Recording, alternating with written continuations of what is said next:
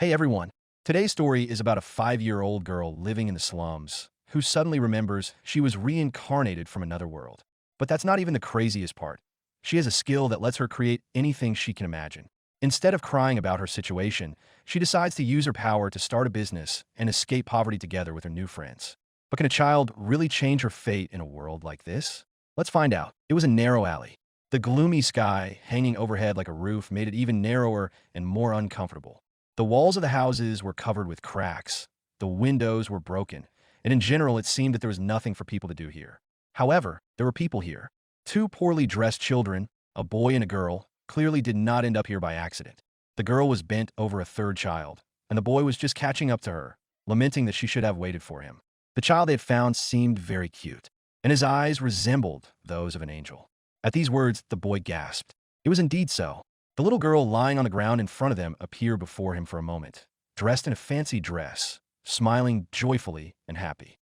And for a moment, they themselves were transformed from ragged beggars into well-fed, happy children with neat hairstyles and full faces.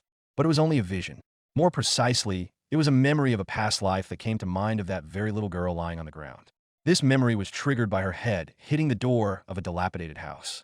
Even though it was old and the door was held together with a promise, the force of the blow was enough to knock down a 5-year-old orphan from the slums who was dying of exhaustion.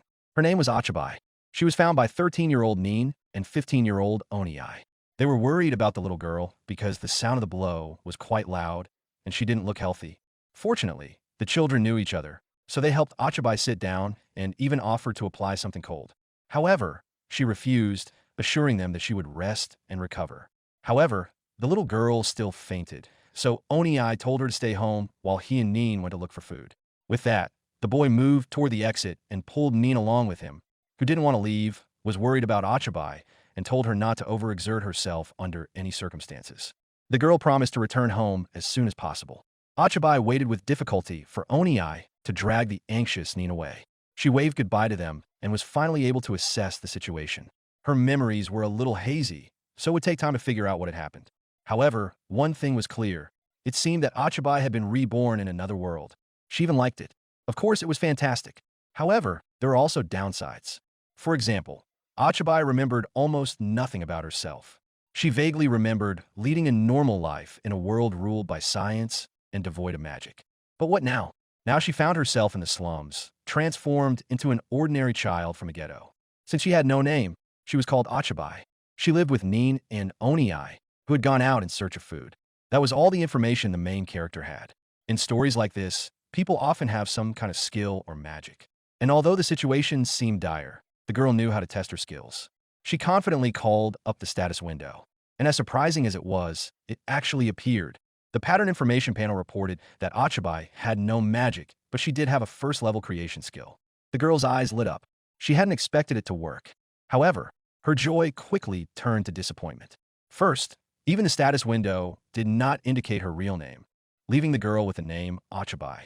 Second, the lack of any magic left her unable to cast spells, shattering her dreams of Sailor Moon and the Moon Prism. But, on the other hand, she did have some kind of skill. Ochibi thought about it. A skill is a skill, but how could she use it? Based on the name, it should have been the ability to create in reality what the imagination conjured up. However, what could be done with such a pathetic first-level skill, especially considering that it could only be used once a day? Ochibi wrapped her arms around herself plaintively. She wanted to try creating something right now, but the limitations made her think about how to use the skill wisely. What would be most useful right now? She didn't have to think long. Ochibi already understood that she lived in the slums and had almost nothing. It was obvious that the first thing she needed to do was create money. But it wasn't as easy as it seemed, and the problem wasn't even at the level of applying her skill. The thing was, Ochibi had never seen, or had seen but didn't remember, money in this world. A child who grew up in the slums had hardly ever held money in her thin hands, so she couldn't imagine it. She stretched out plaintively on the floor, realizing that her brilliant plan had failed before it even began. As Ochibi lay sadly on the floor, trying to figure out what to do, her stomach gave her a hint. An expressive rumbling spread throughout the room, and then the girl realized that she was, in fact, exhausted. This meant that she could lower her standards for now and create food so that she wouldn't die of hunger and would have a chance to see the money someday. Of course, this did not solve the old problem, because Ochibi did not remember the local food either. Still, she had memories of food from her past life. This meant she could try to create ramen, rice with vegetables, a burger, onigiri, or something else equally tempting. At this thought, the little girl's eyes lit up. It was difficult to choose a delicious and satisfying dish. Besides, she couldn't forget about Oni-ai and Nin, who, of course, wouldn't refuse a hot, hearty meal either. In addition, the skill was only available once a day, which meant she had to create something that could be eaten in large quantities at once. After thinking for a little longer, Ochibi finally made up her mind and sat down confidently on the floor. The girl stretched out her hand. She waved it awkwardly, straining with all her might. And finally, her efforts were rewarded. The creation skill was successfully applied, and after a bright flash in the air, a 5-kilogram bag of white rice appeared in front of Ochibi. And what rice? It was unwashed kashihikari rice from Aichi Prefecture, so delicious that it made her mouth water. Hearing sounds at the entrance, Ochibi rushed to the door. Nin and Oni-ai had just entered the house, holding small bags in their hands. They saw the light and were worried. But the little girl greeted them happily and calmly. There was no sign of trouble or problems. But Nin still rushed anxiously to Ochibi, hugging her and asking if her head hurt and if everything was okay. She barely withstood this aggressive outpouring of love. But then she reassured the agitated Nin that she was fine. Ochibi, barely extricating herself from the embrace, asked her to forget what had happened, and she rushed to show her friends the bag of rice. They looked at the white bag in surprise. And even though Ochibi confidently said that it was food, it was hard for the teenagers to believe it. After all, how could children from the slums know what it was? Then Ochibi explained that the food was not the bag itself. It was the contents, the rice. Oni-ai asked suspiciously where the girl had gotten it. She didn't lie and told them about the skill of creation by imagination, but that clearly didn't clarify much for her friends. Ochibi proudly lifted her nose, assuring him that she had acquired such a useful skill. Meanwhile, Oni-ai looked at her with skepticism. Nin hugged the little girl again. She assured Ochibi that she was simply incredible, amazing, and wonderful, and the girl giggled shyly and blushed with pride. However, her joy was suddenly dispelled, because the girl saw tears in her older friend's eyes. Nin immediately wiped her eyes and said there was no need to worry. She was crying because she remembered something from her past life. No one delved into it. Instead of reminiscing about the past, Nin asked practically how to eat rice. Oni-ai was also practical. He clearly dismissed all doubts about the appearance of rice in their house and intended to have a proper meal. But there was a catch. Ochibi explained that to cook rice, you had to put it in a pot with water and then watch it until the water had completely evaporated. That way, you could easily get fluffy and sweet rice. Nin was not afraid of the difficulties. They had both a pot and water in their house, and Oni-ai could easily build a fire. Soon, Nin brought a large crack pot. Oni-ai laid out an improvised grill on the stones in front of him. When the young man stretched out his hand, and the girl created a bubble of pure water right out of thin air, Ochibi's eyes lit up. The girl's memories were hazy, but now she could see for herself that her friends possessed water magic and fire. To be honest, the main character was even jealous. The thought of Sailor Moon and the charms of using magic would not leave her.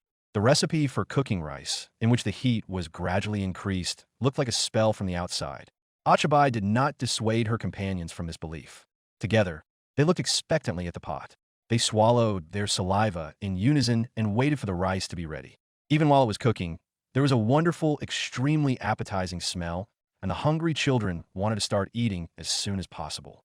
However, Ochibi, who knew how to cook the most delicious rice, advised them not to rush. When the rice was finally ready, it was divided among the plates, and the sprouts collected by the teenagers were placed next to it. They were looking forward to the meal, but only the main character understood how delicious it would be. However, immediately after the first spoonful, both Oni-ai and Nin opened their eyes wide in amazement. The rice was incredibly delicious and sweet. Ochibi even had tears of delight in her eyes. She wanted to tell the whole world about this delicacy. As soon as the children finished their portions, they all immediately rushed for seconds. It was the first opportunity in a long time to fill their stomachs to their heart's content, and with such delicious food at that. Soon, all three were sitting there, smiling happily and enjoying the feeling of fullness. And it was all thanks to Ochibi. The teenagers thanked the little girl for this, and she did not fail to thank them in return, only now for the wild plants they had gathered. Yes, in fact, looking at Nin and Oni-ai, Ochibi realized that she was the one who should be thanking them. After all, despite the fact that it is difficult for children to survive in the slums, these two picked up an emaciated baby and took care of her. And this despite the fact that it is not easy to survive in the slums, even without the burden of a small child. In addition, Ochibi understood that she couldn't stay in the slums because it was very dangerous. Since the girl had some memories of her past life, she was firmly convinced that the filth and unsanitary conditions in the slums were a terrible threat to the bodies of emaciated, hungry children. Any dead rat, any scratch, or any cold could be deadly. Disease lurked around every corner. As soon as Ochibi realized this, she broke out in a cold sweat and understood that she had to get out as soon as possible. With memories from her past life, the girl was determined to make the most of it. No knowledge would be wasted. And besides, the skill of creation through imagination would allow her to apply much of the knowledge from her past life. This should also help her leave the slums. Now, Ochibi was firmly convinced that first and foremost they needed money, which meant that they had to at least find out what it looked like. Driven by the urge to do everything for success, Ochibi jumped up from her seat. She raised her hand, mentally vowing to make Nin and Oni-ai happy. And although in the girl's mind it all looked solemn and proud, from the outside, it seemed strange. Only when Oni-ai decided that it was a new game and Nin once again melted at the sight of the little girl did she realize how unusual it looked from the outside. The very next day, Ochibi asked her older friend how she could earn money. This question surprised the teenagers a little, but they had plenty of time to think about it, so they pondered it. Nin suggested that they could sell something valuable. However, Ochibi was not satisfied with this option. She asked if it was not possible to simply find a job. This question clearly puzzled Oni-ai. He clearly became nervous and awkwardly said that people from the slums were not allowed to get jobs. Well, that wasn't really surprising. After all, discrimination against slum dwellers is a fairly standard trope, even if it is wrong. However, this understanding did not make things any better. Dejectedly putting a spoonful of rice in her mouth, Ochibi concluded that it was natural for the locals to perceive selling as the primary and main means of earning a living. What else could they do if they couldn't work? She asked what shops usually buy. It turned out that medicinal herbs, nuts, and fruits were in demand. In addition, butcher shops accepted rabbit and rat meat. Thus, two prospects opened up for the slum dwellers: hunting and gathering. Ochibi wondered which one would be more profitable.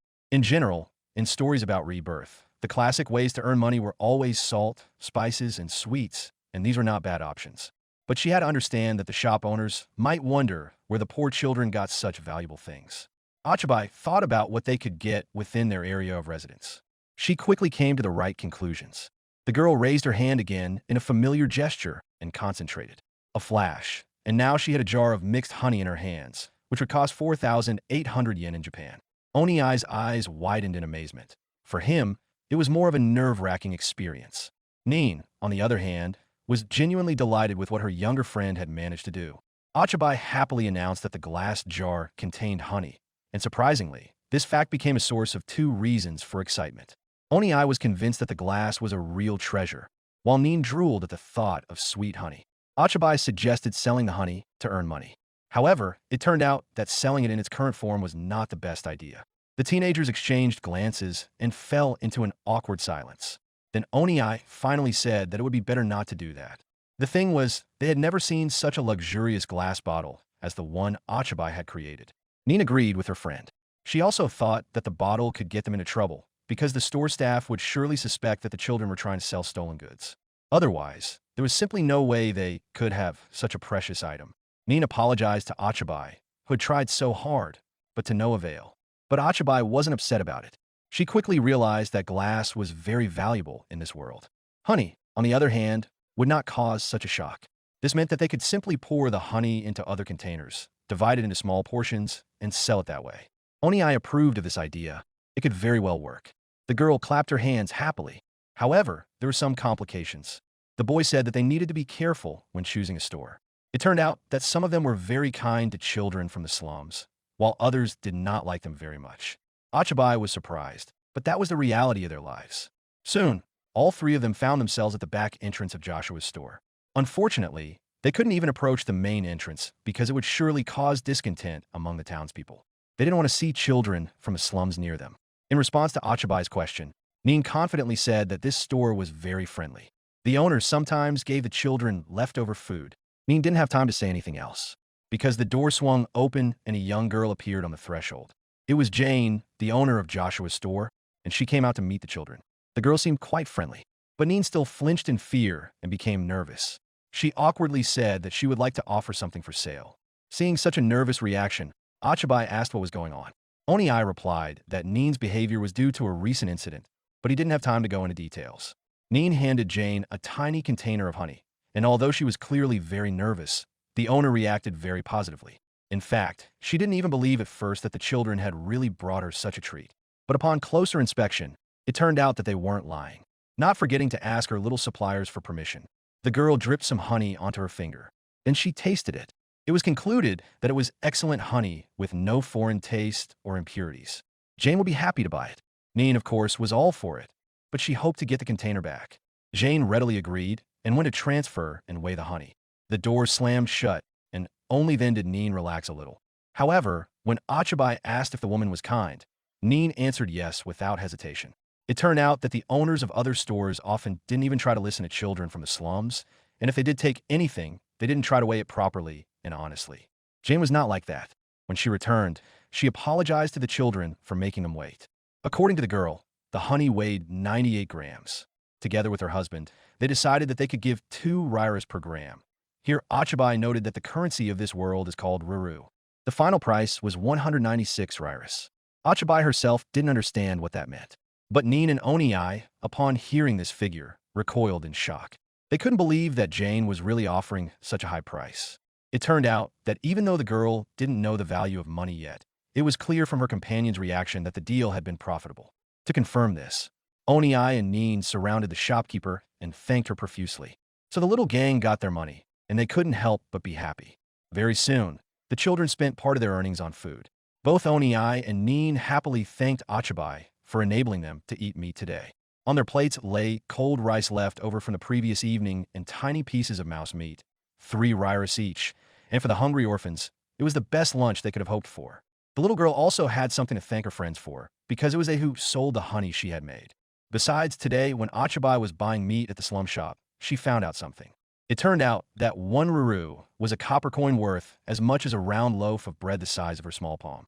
Thus, 1 ruru was worth about $1, or about 130 yen. Through simple calculations, Ochibi came to a shocking realization.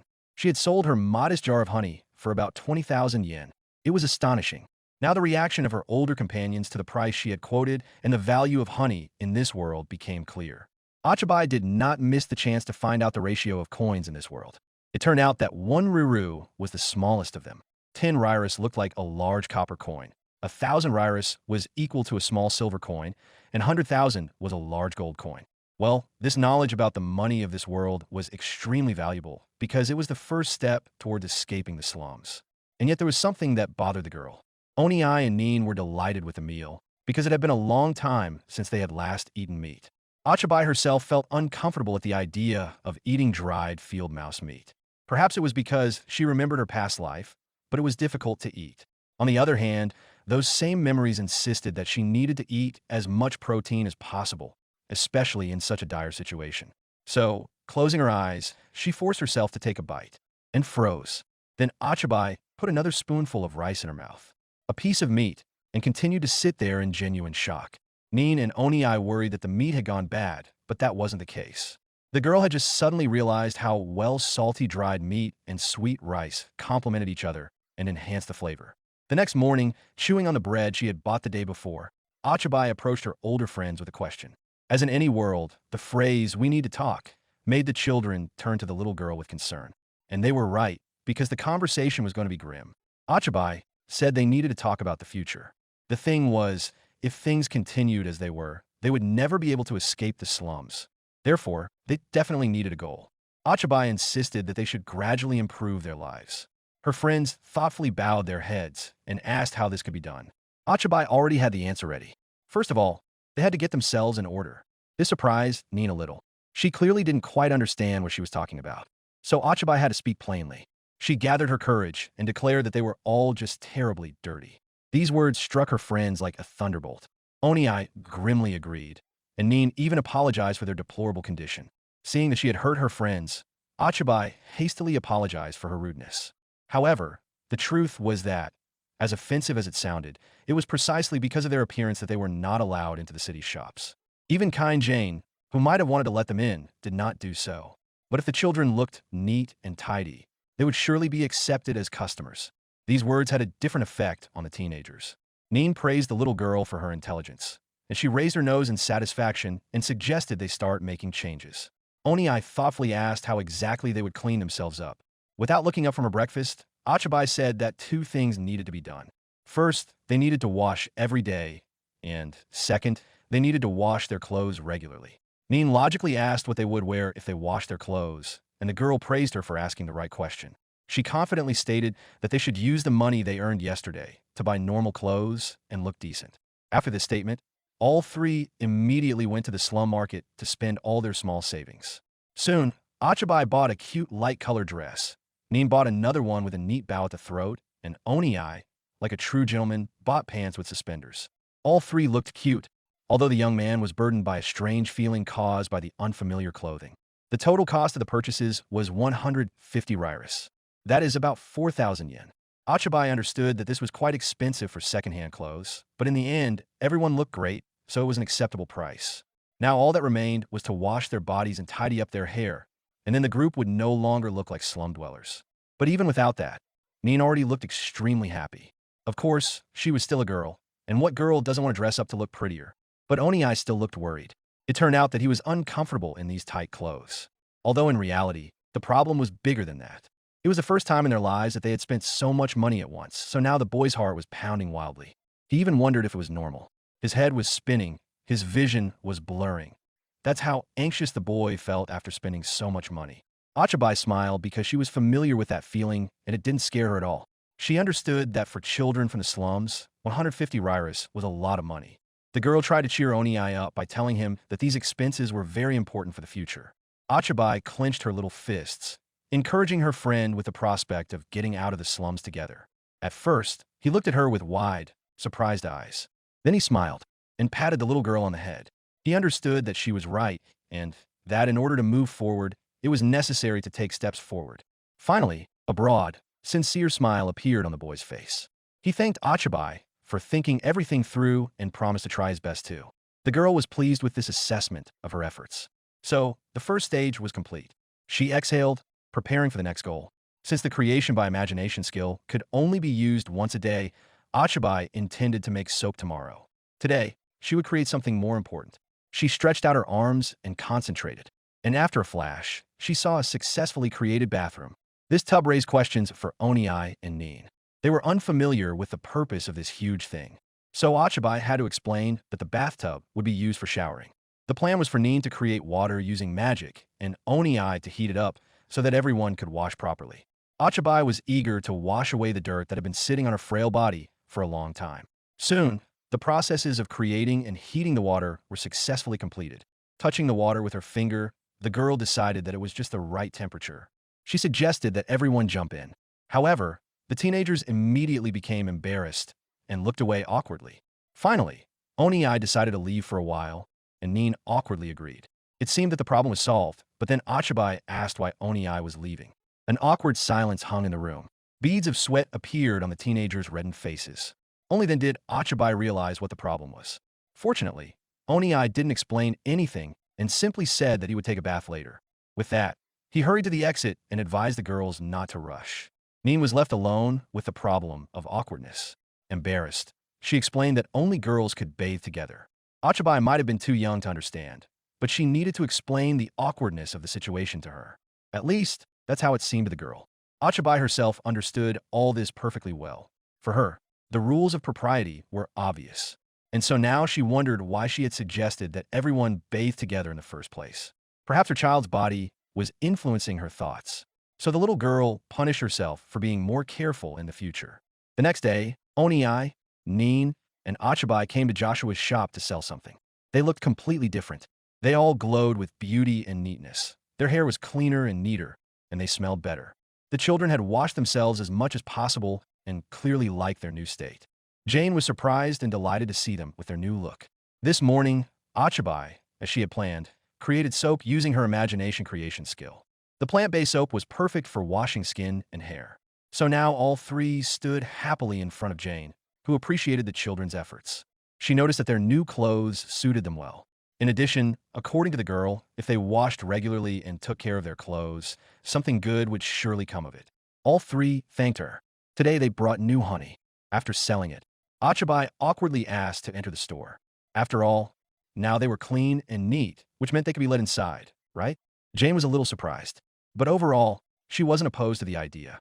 The only thing she asked was that the children not make a mess or inconvenience other customers. They promised solemnly not to do so. In addition, Ochibi promised that they would definitely meet Jane again at the store entrance when they had more honey. Thus, the next step toward escaping the slums had been successfully taken. On the same day, the group went back to the slum market to buy 3 pairs of used shoes. This cost 120 riras.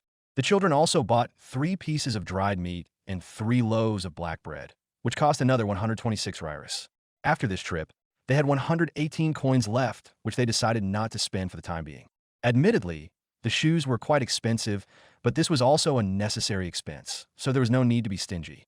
Besides, the children were very happy to get new clothes. Thus, in just a few days, they received the minimum set of items for personal care, and that meant they could make further plans. So Ochibi turned to her friends to listen to her. The girl noticed that they had become cleaner and earned some money. Her friends did not deny this. Then Ochibi asked if they could spend that money on a hotel room for the night. Nin and Oniai exchanged anxious glances. After that, the boy confidently stated that it was impossible. Ochibi raised her head in disappointment. It turned out that the whole problem was that they didn't have ID cards, and without them, no one could stay at a hotel. Oniai explained that without a civil ID or a guild membership card, no one would even pay any attention to a person, let alone check them into a hotel. And to obtain a civil ID, one had to be a citizen. A guild membership card required recommendations from a high-ranking person. Otherwise, the merchant guild would not accept you. Ochibi closed her eyes sadly. However, an idea suddenly popped into Nin's head. She had once heard that anyone could join the Hunters Guild without any restrictions, and this instantly made Ochibi's eyes light up with joy. However, her joy was short-lived. The teenagers were sure that they would have to pay to register with the guild. Ochibi was unhappy, but not surprised.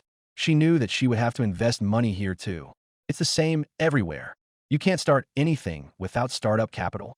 Well, fortunately, this was solvable. Ochibi confidently announced that tomorrow they would sell honey and then go to the Hunters Guild. Her friends didn't object, although Nin had hoped to at least ask about joining. However, Ochibi had something to say about tomorrow's honey. It turned out that they would be going through the front entrance. This was a worrying development for everyone. After all, they always used the back entrance. Only Ochibi was relatively calm. Finally, Nin decided to open the door and timidly peeked inside, saying that they wanted to sell something. Fortunately, instead of fear, horror, and condemnation, the children were greeted by Jane, who was clearly happy to see them. The teenagers nervously announced that they had brought honey again. Fortunately, this did not arouse any suspicion in the girl. She decided that the children had been collecting it all since yesterday, and they did not deny it. Suddenly, something caught the group's attention. That something, or rather someone, was a young man with black hair and a bow tie. Joshua himself, the owner of the store. He smiled warmly at the children. It turned out that the man had already heard from his wife about the children who brought honey from time to time, so he recognized them immediately. Fortunately, the man was friendly. He noted that this group was not at all like the usual children from the slums, and his wife agreed with him. It was clear that the children had cleaned themselves up and were trying to behave as well as possible. They all immediately greeted Joshua politely and did not interrupt the conversation, until the owners introduced themselves to them again. Joshua smiled at Ochibi and explained that he was interested in the honey the children had brought because it was of very good quality, and their store was always happy to welcome customers who brought them profit. The girl smiled back at him. Judging by the fact that this man treated the children from the slums so kindly, he was a pretty good person. Then Ochibi winked at Oniai, who only swallowed nervously in response. The girl reached into the bag, and when she pulled it out, Joshua's eyes widened in surprise. A jar of honey with a bee sticker appeared, but what kind of honey could it be when the jar was made of glass? The man couldn't believe his eyes. Before he could decide that the jar was stolen, Ochibi reminded him that it contained the very honey they had sold before. She hoped that the man would not suspect them of anything illegal. In fact, it was not easy to persuade her friends to sell a whole jar, especially in its original form. Not only cautious Oniai, but also Nin were convinced that the jar was an extremely rare item, and that it could be downright dangerous to just give it away like that. Oniai was afraid. What if the store owners started asking where the jar came from? After all, they couldn't reveal Ochibi's skill. It had to be kept secret just in case. Who knows what people have in mind? Nin was sure that Ochibi, who was so small but capable of creating amazing things, would definitely be kidnapped if her skill became known to the world. But the girl convinced her friends that she had a special secret plan and that they had nothing to worry about. She was so confident in her idea that her friends looked at each other and decided to go along with it. Nin was ready to leave everything to Ochibi, and Oniai had no doubt that their little friend always thought everything through in advance. And now they were standing in Joshua's store right in front of the shocked owner, convincing him that they really wanted to sell this treasure. When Ochibi asked how much they were willing to pay for the jar, Joshua thought for a moment. Only then did he wonder where the children had gotten the jar in the first place. The atmosphere became noticeably tense. Oniai and Nin tensed up, realizing that the moment had come when Ochibi had to do something to divert suspicion from them. But instead of following the expected plan, Ochibi simply stated that she would not reveal the secrets of her business. Everyone froze, as if struck by lightning. Her friends stared at her with genuine despair. Nin couldn't believe that this was the secret plan she had been talking about.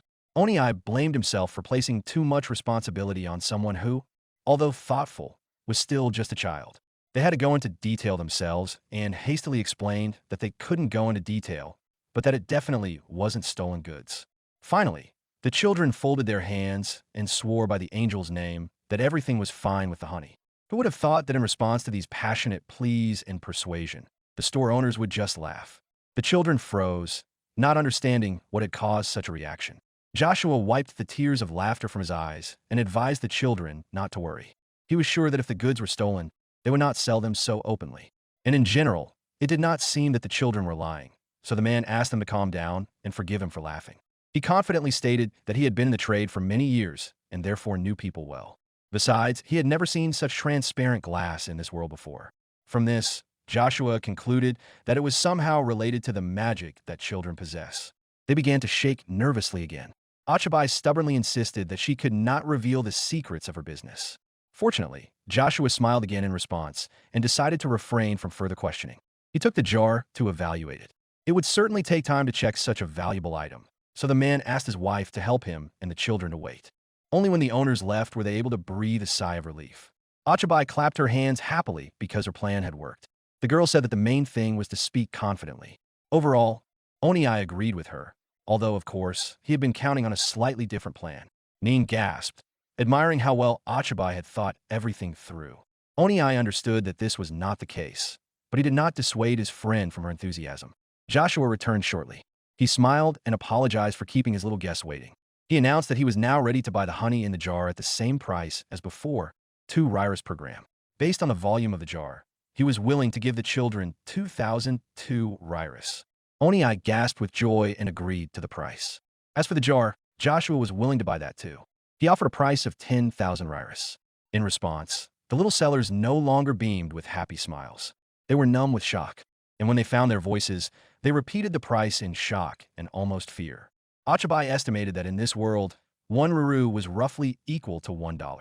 If we assume that $1 is equal to about 130 yen, then that meant they were being offered more than 1 million yen. Sweating profusely, the girl admitted that this was simply a huge amount for an ordinary glass jar. Nin and Oniai's eyes were almost wet.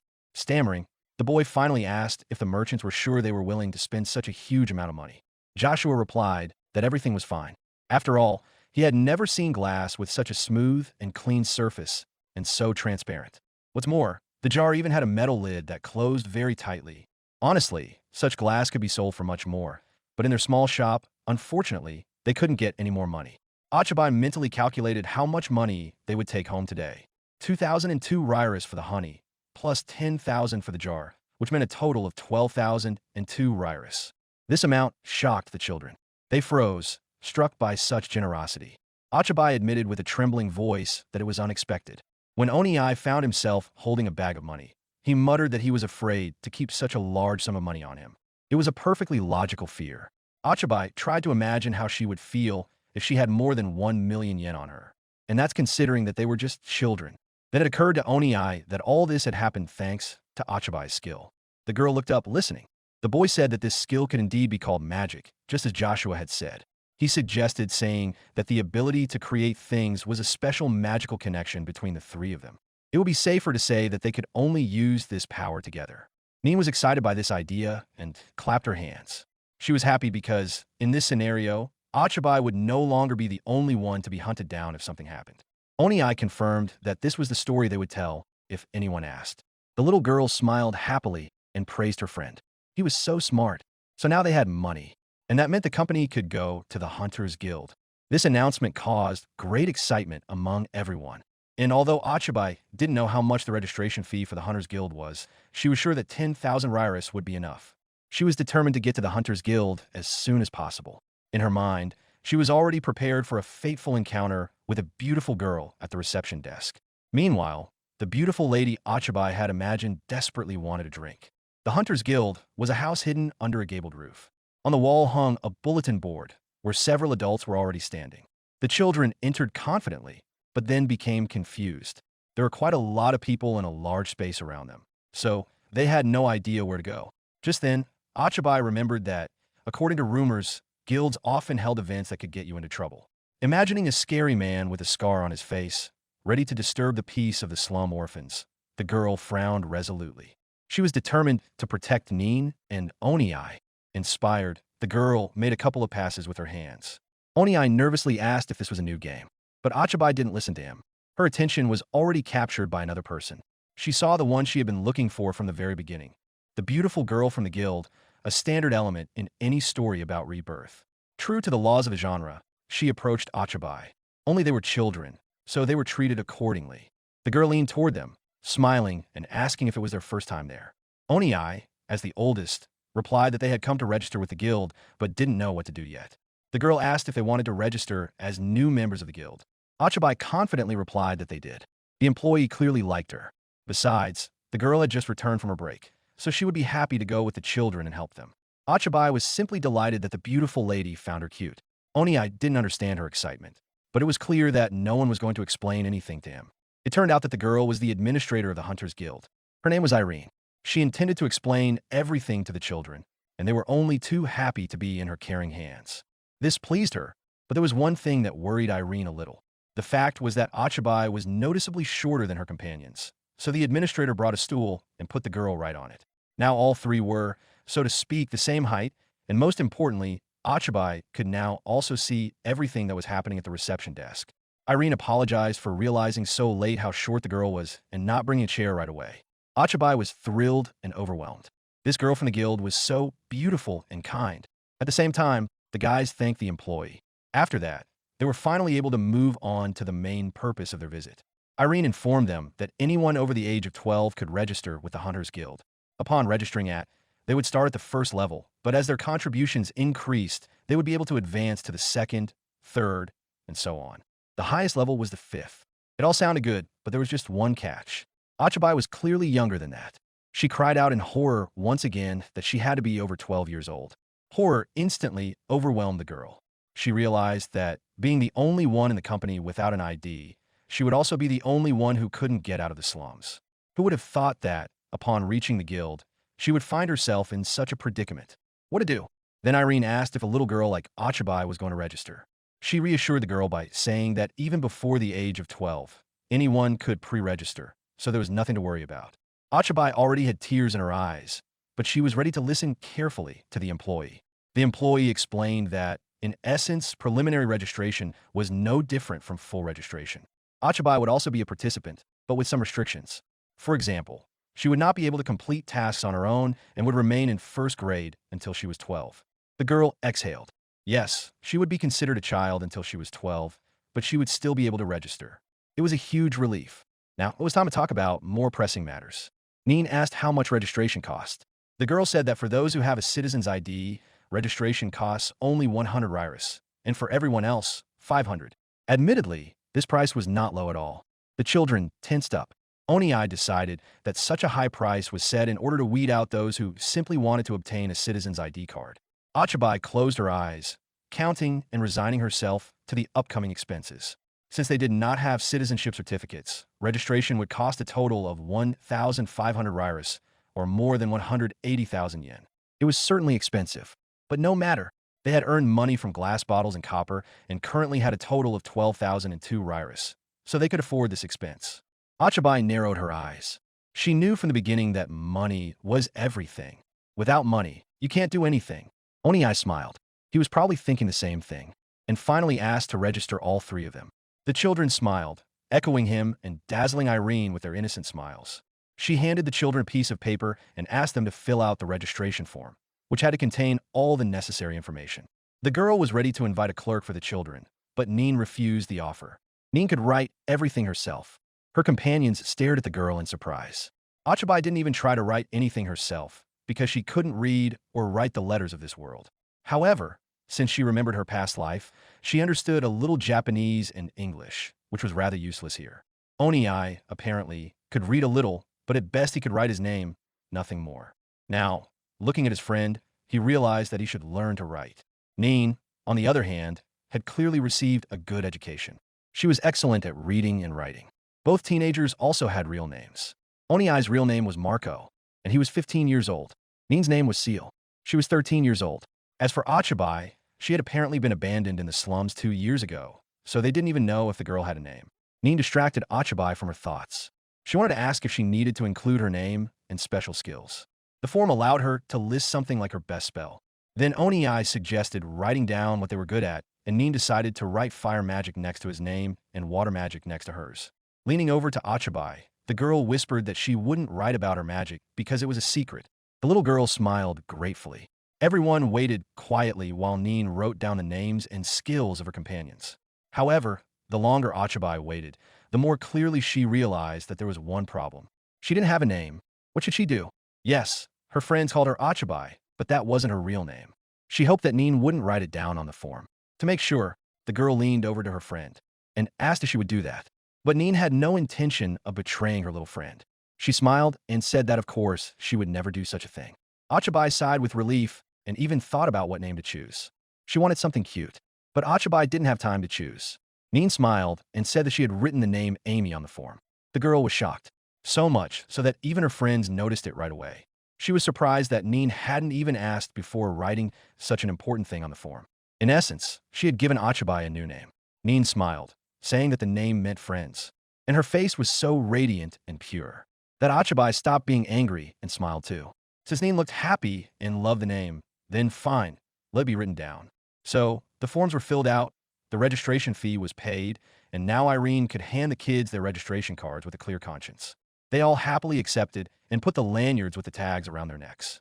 Ochibi closed her eyes tightly, thinking that now they would finally be able to live in the city, and that the ID card must be hidden under her clothes just in case. Thinking about what to do next, the girl realized she had one question. Since they planned to book a room but knew nothing about this big city, they should take advantage of Irene's friendliness and ask her all their pressing questions. So Ochibi asked if the girl could advise them on where to book a room. She suggested a dormitory and a square for first-class hunters, which were located just behind the guild. This surprised the children a little, as they did not expect to find a large dormitory and a spacious courtyard behind the guild building. As it turned out, this place was also rented out at a low price, which was a measure of support for first-class hunters who had little money. Ochibi happily asked how much it cost. It turned out that the dormitory charged 2 riris per person per day, and if they wanted to stay in the open area, it would cost only 1 riru per day. However, in that case, it was necessary to bring a tent. Ochibi thought about it. Finally, without making a decision, she thanked Irene and promised to return after they had looked around the place. The open area turned out to be quite spacious. However, there was not a soul in sight. This was very strange, considering that it was possible to pitch a tent here cheaply. Ochibi guessed that the reason for this was the uneven ground in the yard. This was quite important because it would be uncomfortable to sleep on such ground, even in a tent. Hearing this, Onii wondered which place they should choose, the questionable but cheap one on the street, or the slightly more comfortable but expensive one in the building. Ochibi confidently stated that the open courtyard would be an excellent option. Nin had some doubts about this, but the girl began to explain her idea. She thought that if they lived in a large room with a bunch of people, the rice and bathroom created with the skill would surely attract unwanted attention. Onii agreed that he didn't want anyone to see it either. That's why Ochibi suggested finding an inconspicuous spot in the yard, one where they wouldn't be noticed. Onii thoughtfully asked where in the yard, which anyone could walk around, could such a secluded place be found? One idea came to Ochibi's mind. She ran off and instantly disappeared into the tall grass. Her older friends became agitated, but then a happy little face appeared from the grass, with leaves tangled in her hair. The girl suggested settling behind this tall grass, which could make their living space much less noticeable. Nin clapped her hands happily because she thought it was an excellent idea. Ochibi cheerfully suggested that they return home today and prepare everything necessary for the move. At home, It became clear that the three of them would not only have to carry the necessary things, but also drag a heavy bag of rice, and at the same time, a much heavier bathtub. Ochibi thought hard about what could help them with the transport, and soon an idea came to her. A second later, a real aluminum folding cart with puncture-proof tires appeared in front of the children, which would cost almost 89,800 yen in Japan. Oniai stared at the means of transportation with enthusiasm. He was delighted with the wheels, while Nin looked at the novelty thoughtfully. She was interested in some kind of silver thing. Ochibi immediately demonstrated how the cart worked. It turned out that if you folded it correctly, the cart would have convenient handles, and you could put anything inside it and carry it very comfortably. Looking at this, Oniai trembled with excitement. He found this technology simply amazing. Ochibi was a little scared for him, but then she calmed down, deciding that all boys just like things like this, covered in metal, with wheels, and capable of transforming. Nin, however, being a girl, had no particular reaction. She simply noted that they would surely be able to fit all their luggage on this cart and wouldn't have to carry anything in their hands. Suddenly, the air in front of Ochibi flashed. A status window appeared in front of her, and when the girl read what was written on it, her eyes widened with delight. The creation by imagination skill had risen to the second level and now allowed her to create 2 things a day. The little girl jumped for joy. Her friends asked anxiously what had happened. Why was she suddenly acting this way out of the blue? Then Ochibi explained the reason for her joy, and everyone immediately concluded that she would be able to create something else today. This time, the girl wanted to create something useful for life. Her friends immediately rushed to praise the amazing Ochibi, and she scratched the back of her head with feigned modesty. Thus, the plans changed, and they could move right away. Oniai resolutely offered to pull a cool cart behind him. Ochibi decided to take another look at the system window. There was another important change, and that was that the girl was now called Amy. At that moment, she made some important decision, which was clearly reflected on her childish face. Even Oniai asked what was wrong, but no one explained anything to him. Soon, all the things were gathered and loaded into the cart. It was decided to cover it with a large worn cloth so that no one would suspect anything or see anything. Upon arriving at the guild, the children paid for their stay at the Irene open-air site, giving 3 rairas. And finally, they reached their secluded spot. It was decided to leave the overgrown path in front, clear a trail, and clear the area by cutting the grass along the way and behind. Soon, the work was done. Oniai even got out of breath while dealing with the grass. Then Nin looked back at Ochibi, asking what they would do next. She didn't answer. She was trying to create something, but she clearly wasn't succeeding, and that worried the girl. Now, both teenagers were watching the little girl desperately trying to create something, but unable to do so. They rushed over to her, asking what was going on, but they didn't make it in time. The children were blinded by a bright light, and when it faded, Nin and Oniai could only look in amazement at what their little companion had created. A few minutes ago, Ochibi had exhaled, exhausted after her hard work. Together, the children had already trampled a pile of grass, so it was time to use their new skill. The question now was, what should they create? Considering that this dwelling was only a temporary shelter that they would have to leave sooner or later, Ochibi decided that they needed to create something convenient for travel.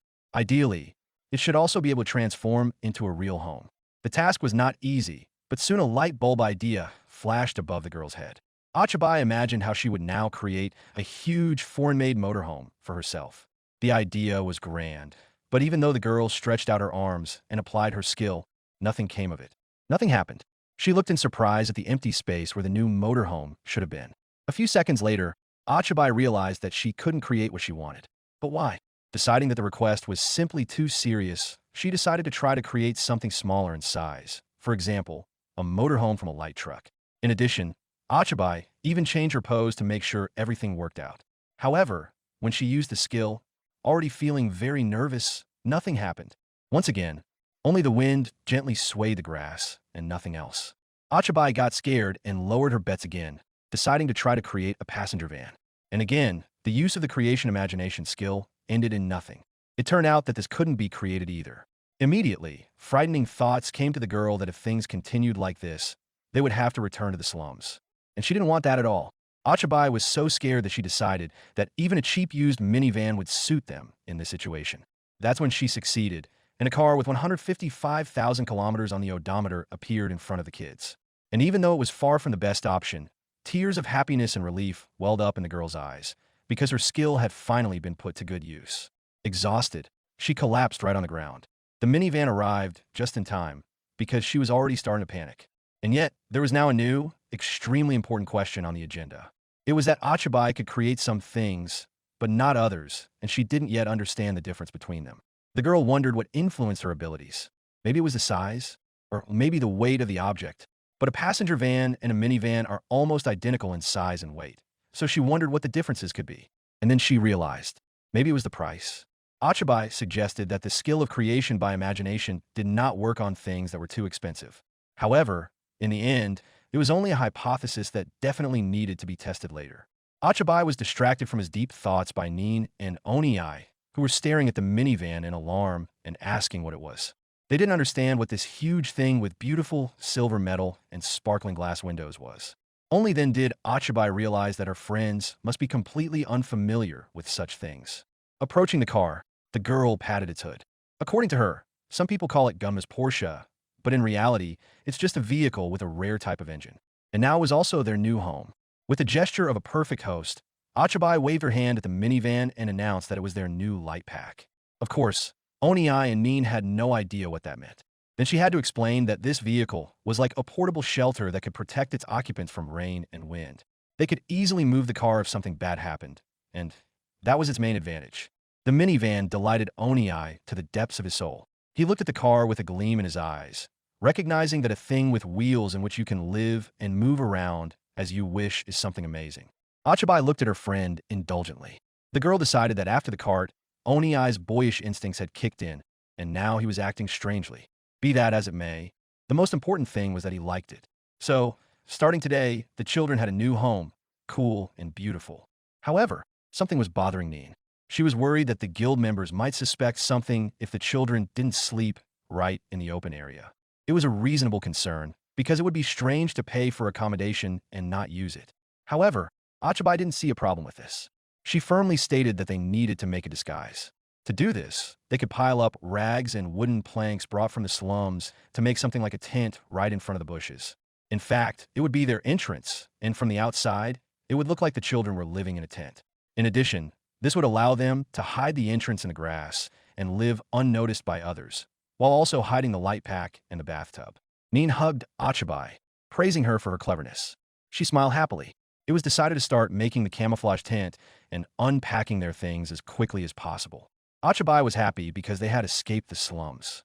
And even though they were now rolling up their sleeves and working on a temporary shelter, it was already the first and most important step on the path to a better life.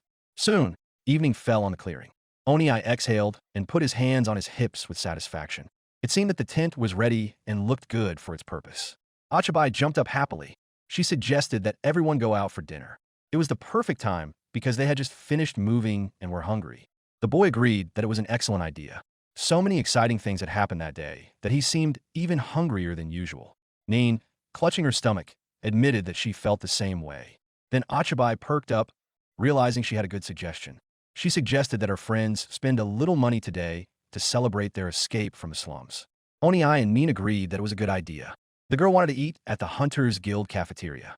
She didn't say so, but in fact, the food there was just very interesting. Nin wondered if it was even possible to go there. But Onii reassured her, saying that everything would be fine. Why would there be any problems if they were now members of the guild too? They even had registration cards. That convinced Nin. And besides, they had not only registration cards, but also money. Onii did a quick check and figured out they had 10,167 Ryris. Ochibi was sure that would be enough. Enough to properly celebrate their new status today. Their friends were also inspired by this idea. The Hunters Guild cafeteria was surprisingly empty. There was not a soul to be seen in the room, filled with chairs, so the friends stopped at the entrance in confusion. Nin suggested that the early hour was to blame for the emptiness. Suddenly, what Ochibi had feared from the beginning happened. A mustachioed man with a scar approached them. He stated that he had not seen these three people here before. Everyone instantly froze in fear at the sight of this intimidating stranger. The girls trembled. Onii boldly replied that they were newcomers. With a trembling voice, he said that they had registered with the Hunters Guild just today and even showed his registration card to confirm his words. The man rubbed his chin, repeating his words. Then he looked down at the children, and one of his eyes seemed frighteningly black. Against this backdrop, his words about always welcoming newcomers did not sound very convincing. The trembling children thanked the man. Will he offer them something to order? Onii asked for something that would be suitable for them to celebrate their registration. The man nodded and handed the children the menu. Oniai lifted Ochibi up so she could see too. But in the end, it turned out to be pointless. Oniai couldn't read the letters himself, and the little girl couldn't read at all. The only one who could really read the menu was Nin. Ochibi asked her what was on the menu. It turned out that her older friend didn't really understand it either. There were too many items on the menu, so it was almost impossible to choose. Then Ochibi realized that they couldn't do it on their own. Nervously, Oniai let the girl down onto the floor. And although she was worried, she still approached the man with the scar. After asking the man for permission to call him Master San, Ochibi received his enthusiastic consent. The man smiled and said that everyone here called him that. Although his real name was Mason, Ochibi asked what Master San could recommend to them. He seemed a little surprised by this request, but soon the man rubbed his chin smugly, thinking. It occurred to him to suggest today's special dish. It was a wild boar steak set, which cost only 5 riras. He suggested it with a very mysterious look on his face, but Mason didn't need to try so hard. The children were impressed by the mere fact that they would be served meat, real steak. Ochibi asked her older friends if they could order this dish. They agreed without hesitation. Oniai said that today it was not even up for discussion.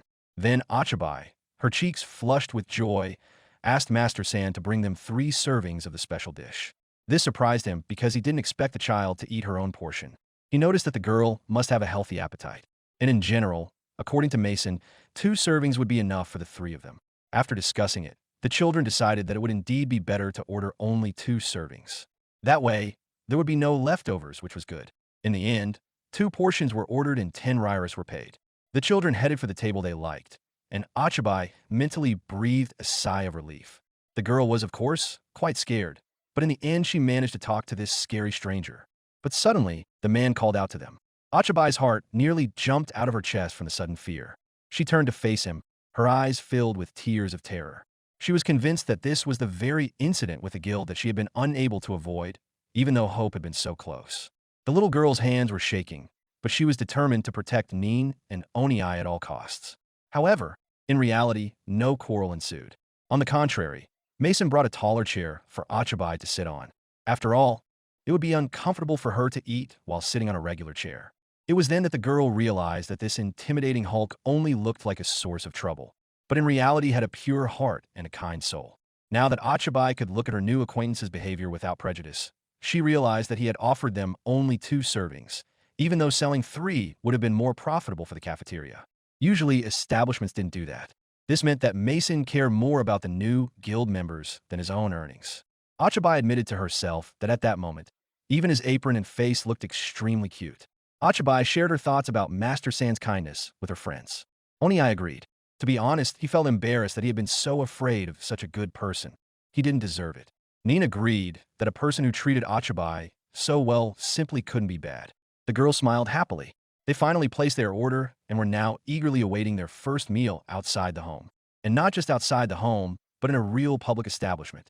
Of course, for children from the slums, this was no small achievement. Oniai would never have thought that one day the 3 of them would be able to eat in such a place. Nin agreed with him completely. The teenagers fell silent for a moment. Then they turned to Ochibi in unison and thanked her. Blushing, she asked what had happened. Why had her friends suddenly started thanking her?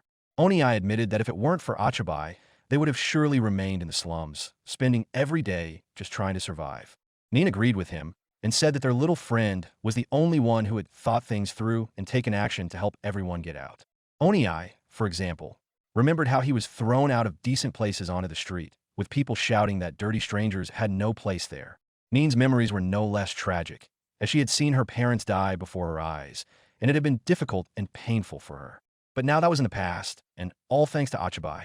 With tears in their eyes, the teenagers thanked their little friend for everything she had done for them. Some time ago, the 2 had taken Ochibi in, and for good reason. Nin had noticed that the girl had eyes like a real angel. She even thought that God himself had sent her to them.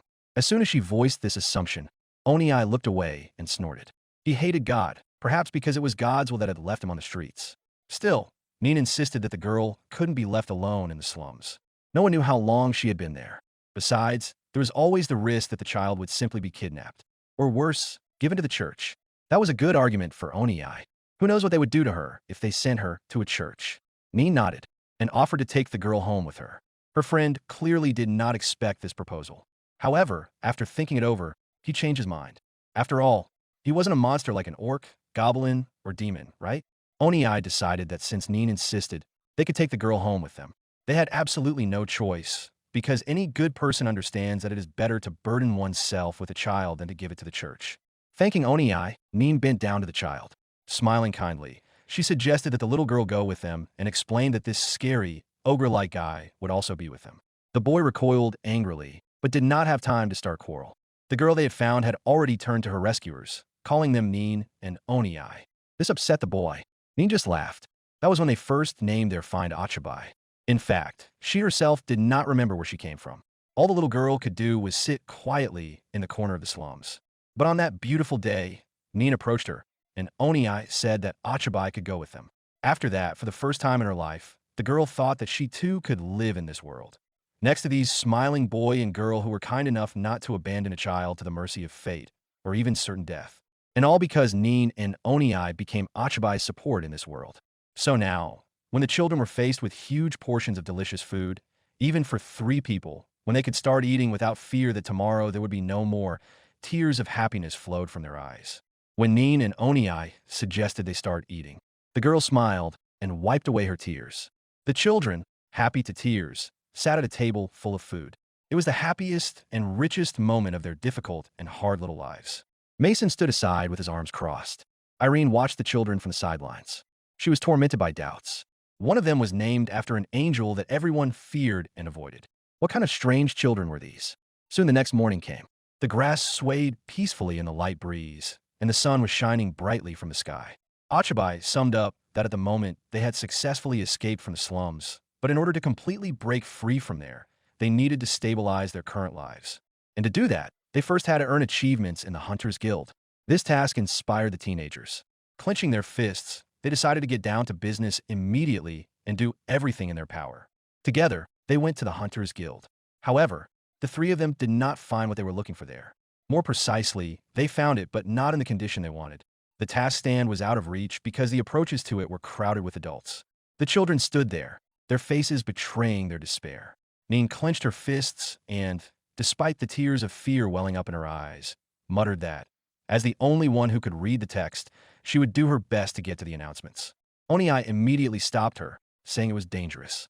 Besides, the girl wouldn't be able to do anything, at least because of the difference in height. Only adults could stand there for now, so they should wait until there were fewer people and then get down to business themselves. Nin agreed, and time went on. Soon, the girl did indeed manage to get to the quests. She had a focused, thoughtful expression on her face. Nin explained that most of the tasks seemed to involve gathering, catching monsters and animals, and collecting plants and other things. However, the monsters were, frankly speaking, frightening, so the girl did her best to avoid encountering them. And Onii would also prefer to avoid monsters and dangerous animals in general. Ochibi listened to this with annoyance. The girl was convinced that if she possessed fire and water magic like her older companions, she would certainly be able to deal with the monsters, but she had not trained in such things. And in general, hunting monsters and wild animals was too dangerous for children. As for collecting rare plants, Nin suggested that they were found in rare places. Onii thought so too, and Ochibi agreed that this task would not be easy for children either. Then, Nin suggested trying to collect medicinal herbs. After all, it was not much different from collecting edible wild plants, which they had done before. However, there was a problem here too. The problem was that the children did not know which plants were medicinal and which were not. Onii also had no idea what exactly to collect. Then the boy turned to Ochibi with hope. He assumed that since she knew something about edible plants, she might also know something about medicinal ones. However, the girl had to disappoint him. Alas, she didn't know any medicinal herbs either. As expected, knowledge about the medicinal herbs of this world cannot be learned from memories of a past life. So, the children felt that they had reached a dead end. The children wondered what they should do. Ochibi thought about the quest. Finally, she got to the question of who was giving out these quests. Nin suggested that they came from local shops, clinics, pharmacies, and citizens of the city. There were also government officials and aristocrats, but they probably didn't care about newcomers. Onii noted that the church could also give quests. That was one source of quests he had no intention of accepting. Ochibi realized that at the moment, only one source of quests was important to them: the shops in the city. It would be nice, of course, if they could get more of these tasks. And it would be even better if they were the only ones in the whole city who could do these tasks. The girl latched onto this idea. Something only they could do. What could that be? And then an idea came to Ochibi. She happily called Nin and Onii. She suggested they go to Joshua's store. She had a secret plan. The two of them had vivid flashbacks of what had happened last time they had fallen for their younger friend's so-called secret plan. This idea clearly did not inspire enthusiasm in them, but there was nothing they could do. Nin began to ask in a trembling voice if this secret plan was really okay. Oniai even demanded to know about it in advance, much to Ochibi's surprise. But apparently, her plan suited her friends after all, so soon they arrived at Joshua's store. The owners greeted the children with smiles and asked what they had brought today. Joshua had already expected that they would bring the honey again and was ready to buy it at any moment. But that wasn't the case. Ochibi confidently announced that they had come today because they had a request concerning that very honey. She explained that she and her friends had joined the Hunters Guild. At that moment, all three of them, as if on cue, showed off their brand new tokens. Jane joyfully clasped her hands together, congratulating the children on their registration, and Joshua was not to be outdone. He was glad that the children had been able to achieve this, because few people are able to leave the slums, especially at such a young age. Seeing this reaction, Ochibi was once again convinced that these two were kind and good people. Then Nin stepped in. She timidly remarked that it was only thanks to Jane that they had all been able to join the Hunters Guild. Even though they were just children from the slums, the adults accepted them and treated them without any prejudice. Nin wanted to thank Jane and Joshua once again for accepting them and not discriminating against them. Oniai and Ochibi also bowed too, expressing their gratitude. Jane waved her hands in response, assuring the children that it was all thanks to their efforts. Joshua, being a business-minded person, immediately approached the matter from a practical point of view. He asked how Ochibi's request was related to the guild. She flinched slightly, surprised that they were addressing her specifically. She asked Joshua to give the guild the task of finding honey. Joshua smiled when he understood the girl's idea. He realized that the children would then be able to accept and complete the task. The only thing left to settle was the fact that Ochibi and her friends could not publicly reveal the secret of making this honey if they continued to bring it to the store to sell. After all, honey is a luxury item. The idea was this. If it became known that such a valuable item as honey was brought in by children who had escaped from the slums, then perhaps no one would buy it. Trust in such people, alas, was quite low. However, at the same time, if the same children brought the same honey, but not directly from themselves, but through the Hunters Guild, then trust would increase. The store would be able to sell the honey by saying that it had received it from the Hunters Guild. In this way, the children could also receive a reward for completing the Hunters Guild's task, which was undoubtedly a very good thing. Ochibi outlined her plan and stared intently and anxiously at Joshua, waiting for his decision.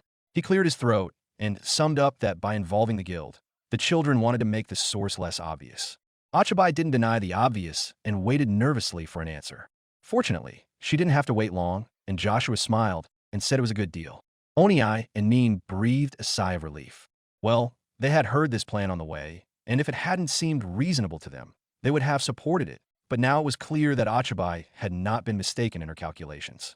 Nin was glad that her little friend was not only cute, but also very, very smart. However, Joshua noted that for children, such a scheme would entail small losses, because the Hunters Guild would charge them a service fee.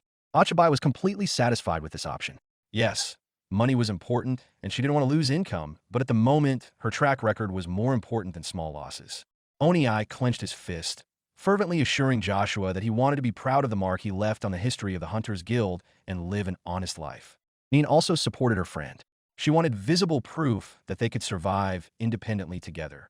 Joshua and Jane exchanged smiles and nodded to each other, agreeing on something. After that, the man confirmed that he understood the children's honest intentions and saw no problem with it. This meant that if Joshua wanted more honey, he would send a request to the Hunters Guild. The children smiled happily and thanked the man for his help. However, there was a small hitch. Joshua thought about the fact that these three children were not the only employees of the guild, and others could also take on the task of collecting honey. Thus, the request had to be made in such a way that the goods would ultimately be obtained from familiar suppliers. However, Ochibi had thought about this in advance, and therefore had a solution ready. She intended to give the honey a name, something like mixed Japanese honey. No one except the children and the shop owners would know what it was, and thus no one else would be able to take on and complete the task. And even if someone did decide to take on the strange task, Joshua could refuse, saying that it wasn't the honey he had asked for. The man agreed that this made sense. It was decided to try the children's clever plan. Oniai and Nin had already decided that thanks to the amazing Ochibi, this time everything would end without any problems. At least, that's how it seemed from the outside. But they were wrong. Ochibi took the matter too seriously and asked the shop owners if they needed anything else besides honey. She was sure that the three of them would be able to get something. And since they didn't know what items were in demand, they could focus on the customer's wishes. The girl spoke very politely, but after her words, silence still hung in the room. She immediately realized that something had gone wrong. Joshua, in turn, realized that the girl had figured it out and hastened to explain the reason for the heavy silence. Smiling awkwardly, he explained that Ochibi knew too many clever words for a small child. How often do you hear children from the slums thinking about supply and demand? Only then did the little girl realize that it seems strange when a 5-year-old suddenly starts asking difficult questions. She had to get out of the situation.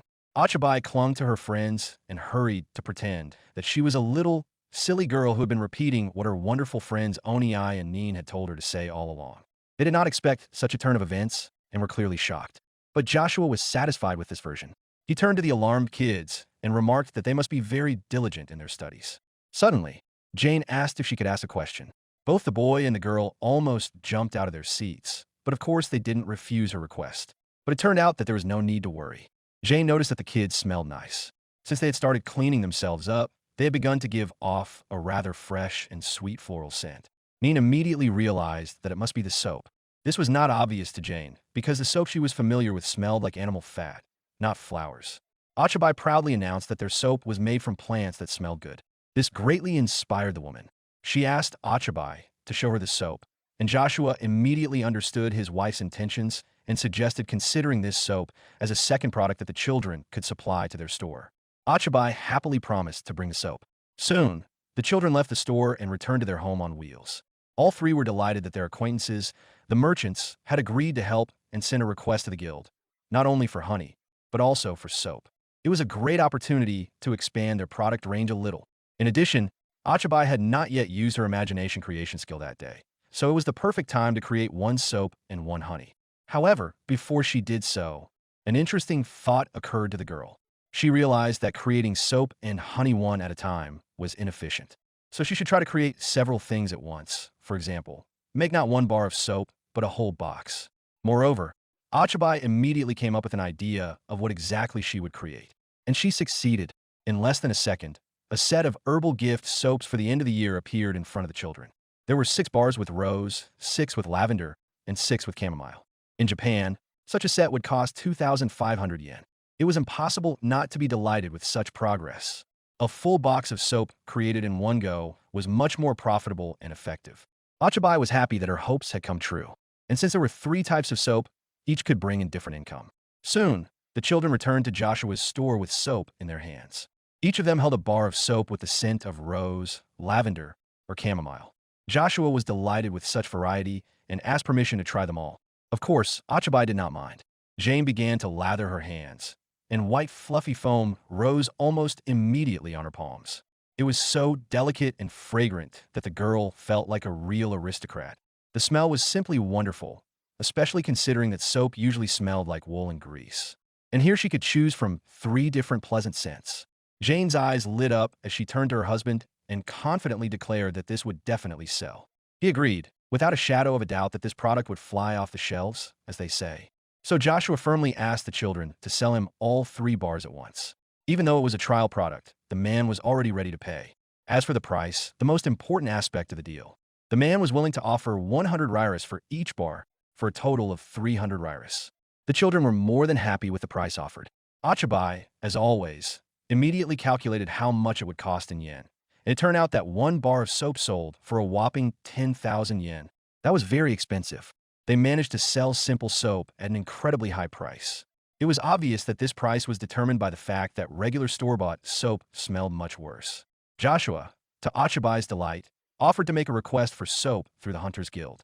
Of course, the girl was not against it. However, she immediately clarified that they should request not just soap, but Nahansei pink soap, Nahansei lavender soap, and Nahansei chamomile soap. Ochibi was simply delighted.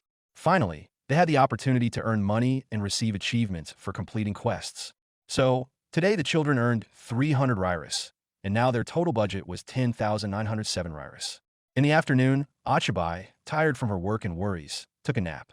In the evening, the children went together to the Hunters Guild to pay Irene for the free use of the field. The workers smiled happily at the children. and reminded them that she charges 3 rairas for 3 people. In addition, the girl suggested making a one-time large payment if the children plan to continue using the field.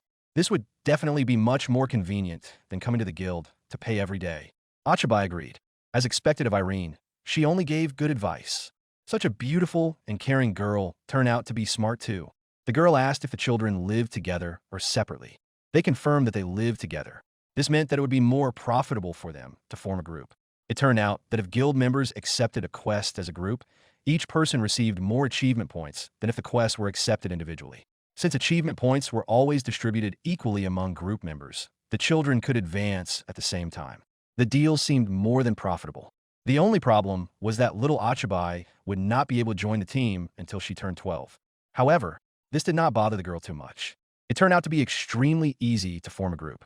All they had to do was fill out a simple form, and that was it. Everyone agreed that it was easy and clearly worth the effort, and the deal still seemed profitable. The children firmly requested to be registered as a group. Soon, the small group received the form they needed to fill out. Fortunately, it was surprisingly easy, as all they had to do was enter the name of the group, the names of the members, and their main responsibilities, what the team members did. Of course, the question arose, what to call the group. All 3 thought about it because it was not an easy task.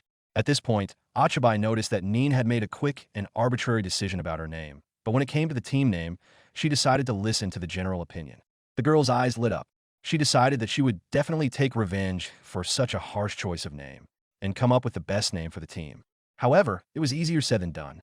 Coming up with a good name is not that simple, especially considering that their modest group needed a name that would allow them to expand their track record. That was the main idea. When Ochibi suggested naming their group Advancement, Nin repeated the word, and the little girl's enthusiasm faded a little. For some reason, it didn't sound the way she wanted it to when her friend said it, which meant it didn't have the desired effect. But she still tried to explain that this name would show their desire to reach a high position and be recognized in the world. Oniai immediately realized that it perfectly matched their goal, which meant it sounded great. Nin also tried out the word and agreed that it was quite suitable. Even Irene approved of this option. 3 people said the word, and 3 times Ochibi heard a terrible accent. It worried her a little and made her wonder what language was spoken in this country. But whatever it was, when spoken by the locals, the word sounded foreign. Such things were usually considered quite cool, so Ochibi quickly came to terms with the accent. In short, everyone agreed that from now on, the group would be called Advancement, and this group would try their best to live up to their name. The next morning, the guys eagerly and excitedly went to the Hunters Guild quest board, and, to their great happiness, they found a quest from Joshua's shop. Oniai asked Nin what it said, and the girl began to read aloud. The man had left a standing request for his shop. It included finding items that had been agreed upon with the children yesterday, namely Nahansei honey mixed at a price of 2 rairas per gram in a container as agreed, and 3 types of soap at 100 rairas per item. At the bottom was a request to deliver the items to the store as soon as they were available. All 3 children clapped their hands happily. Although they had already agreed on everything yesterday, today they received final confirmation of the agreement. The only thing that worried the children was the remark that the request was permanent. None of them fully understood what that meant and how it differed from a normal request. But Ochibi knew exactly who to ask about it. Now, it was up to Irene, who was always ready to explain the meaning of permanent or any other quests. The children happily thanked the girl for her willingness to help, and she began to explain the types of quests. It turned out that, roughly speaking, quests are divided into normal, assigned, and permanent. In order to take on normal and assigned quests, you need to peel the form off the bulletin board and bring it to the counter to complete the application process. In any case, assigned quests were tasks given to one person or one group, and sometimes assigned to someone personally. Finally, a permanent request was, as the name suggests, a quest that had to be completed continuously. It differed from other requests in that it could be started at any time without having to process the quest at the counter. Nin was surprised that this was possible, but Irene assured her that to complete such a quest on the spot, it was enough to simply confirm the correct completion, report, or delivery report to the counter. It was very simple. However, there were some precautions. For example, it was necessary to make sure that the children brought a report with a magical verification. Ochibi was surprised because she had never heard of magical verification. Irene helpfully explained that a report that had undergone a magic check could not be forged or appropriated by another person who had not actually completed the quest. This prevented cheating among adventurers. Ochibi was even a little scared because such a check was much more rigorous than the one her documents had undergone in her past life. With that, the explanation came to an end, so the children had only to thank the girl for her help. Returning to their motorhome, they decided among themselves that it had been an instructive experience, because now they knew how and which quest to take. Ochibi also noted that in the case of normal requests, it immediately becomes clear to everyone who took which request, and this can attract unwanted attention to those who take quests. In their case, a permanent request that did not identify the performer in any way was simply a real blessing. Oniai completely agreed with the girl. Nin also noted that Joshua turned out to be a very kind and attentive person, because he took care of it himself, even though the children did not ask him to. So now the best thing to do would be to deliver the goods and thank their benefactors right away. Soon the children found themselves in Joshua's store. They did indeed thank him for his thoughtful and kind attitude, as they had intended, but the man clearly became nervous in response. It turned out that he hadn't been thinking about the children when he made the request permanent. He just didn't want to bother sending a new task to the guild every time. Ochibi awkwardly scratched the back of her head and realized that they had misjudged his intentions. Nin blushed and began to apologize for her hasty conclusions, although her little friend immediately began to assure her that there was nothing wrong with such kind thoughts. In the end, it was Joshua who apologized. He admitted that it was his mistake and that he should have understood the internal processes of the guild more carefully. However, his actions had a positive outcome, so there was no need to worry. On the contrary, they should be happy that the children had benefited without even expecting it. Now that this issue had been resolved, it was time to move on to the main reason the children had come to the store, namely, the goods. Ochibi and his friends offered the merchant 3 baskets of soap, which had been cut into small pieces and transferred from the packaging, as well as the honey made yesterday in a familiar glass jar. Joshua immediately took the goods away to check them and weigh the honey. He soon returned and thanked the children for waiting. He announced the results of his calculations, which showed that he had 5 pieces of each type of soap and 1,200 grams of mixed Nahansei honey. In addition, the honey this time, as last time, was in a glass container, which Joshua again offered to buy for 10,000 riras. Ochibi was only too happy to sell it. So, on that day, the children received 12,400 riras for the honey in the glass jar and 1,500 riras for the soap, for a total of 13,900 riras. In Japanese yen, that was 1,600,000 or more. Ochibi was thrilled and terrified by how much benefit a simple piece of glass could bring her. Joshua distracted the girl from her excitement. To clarify how much honey and soap could be delivered to his store and on what terms, Ochibi thought about it. She decided that if the quantities were the same as today, they could make deliveries every day. Jane found this surprising. Joshua stated matter-of-factly that since such goods attract many customers, even more goods might be needed. Joshua thoughtfully noted that it would probably be best to sell these goods in the church. Oniai instantly tensed up and asked if they sold goods to churches. The man immediately began to vehemently deny this, saying that no matter how much money he was offered, he would still not sell goods to the church. He did not like people who worship money as God instead of the true deity. Jane also supported her husband, exclaiming that church ministers do whatever they want, such as blackmailing and taking money under the pretext of support. Ministers think that if they mention the name of God, everything will be forgiven. But in reality, this is not the case, because lately only greedy, cruel people have become priests. The world was coming to an end, since this was happening on a regular basis. That's what Jane thought. Ochibi broke out in a sweat, not expecting the church to have such a bad reputation. Oniai, on the other hand, breathed a sigh of relief. He stopped worrying about where the goods they sold would go, and to be honest, his little friend didn't want to give her creations to the church either. Joshua suggested dropping the subject and remarked that he would be grateful to the children if they delivered as much merchandise to him as they could. Ochibi was only too happy to agree. The matter was settled, and Joshua handed the girl a delivery report. He informed them that if the children sent this report to the Hunters Guild reception, they would receive payment. Of course, the report would have to undergo a magical check, so there was no need to worry about the results. The children thanked him for the report, and they promised to come to the store at the same time tomorrow. They hoped that the merchants would be eagerly awaiting the next delivery. Nin seemed very happy, which was not surprising, because now the children had the opportunity to come to this wonderful store every day. She clearly loved both Jane and her husband, so these short meetings warmed the girl's heart. Ochibi decided not to think about the money she had spent today. Soon, all 3 returned to the Hunters Guild, proudly carrying the magic report in front of them. They headed straight for Irene, who immediately recognized her beloved little Ochibi and asked what she wanted. The girl happily announced that they had completed the quest. This surprised the administrator, as she did not expect a bunch of children to be able to complete such a difficult task so quickly. But they really did provide a report with magical confirmation, so it would be rude to doubt them. Still, Irene couldn't help but wonder who these children were. Seeing the confusion on her face, her companions asked what they had done wrong. The girl, of course, hastened to assure them that everything was fine and that she was just lost in thought. Trying to avoid further questions, she happily confirmed the successful completion of the first quest and congratulated the group. Now, it was time to move on to the payment process. First, it was necessary to explain to the children what would be deducted from their reward. They did not expect this, but the guild took its percentage, as did the state. 10% went to the Hunters Guild as a commission, and another 10% went to the state as tax. Only then did Ochibi remember that Joshua had mentioned these expenses, but who would have thought they would have to give up so much? However, they needed to build up their track record, so they had to put up with certain losses. Besides, the rest of the money could still be received in cash. There was another option for using the money. It could be invested, which was quite incomprehensible to the children. Irene explained that if the group invested the money, the guild would keep it. In essence, it worked like a bank. Thinking about the future, Ochibi asked if it was possible to divide the deposit into 4 parts, 3 of which would be individual for each member of the group, and the 4th would be shared by all. Irene confirmed that this was possible. Onii asked the girl if she wanted to open a deposit account, and she confirmed that she did. She wanted to invest the reward from the quest for the team, Nin, Onii, and herself. When her friends asked why she wanted to do this, the girl replied with a naive smile that it was for the future. In essence, they used the group's resources for further development, but each of them surely had their own desires and hopes.